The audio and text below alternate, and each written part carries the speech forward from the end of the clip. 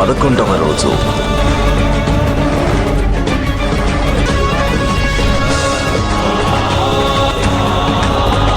రథాన్ని అతని దిశగా తీసుకువెళ్ళండి. ప్రణామాలు చేసే సమయం ఆసన్నమైంది.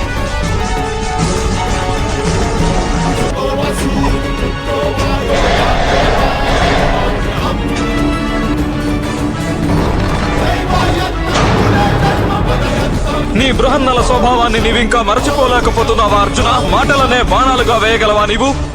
నేను ఆ రూపాన్ని ఏనాడో మరిచాను అంగరాజా. మీరే నా ఆ రూపాన్ని మరవలేకపోతున్నారని. ముందు నేను నీ గాంధీవాన్ని ఖండిస్తాను అర్జున. ప్రపంచం ఒకటి ఒప్పుకొని తీరాలి, నేను నీకంటే శ్రేష్ఠుడనైన ధనుర్ధారినని. నాకంటే శ్రేష్ఠులు అనిపించుకునే ప్రయత్నం చేయండి. నాకు ఉత్తముడు అనిపించుకోవడంలోనే ఆనందం ఉంది.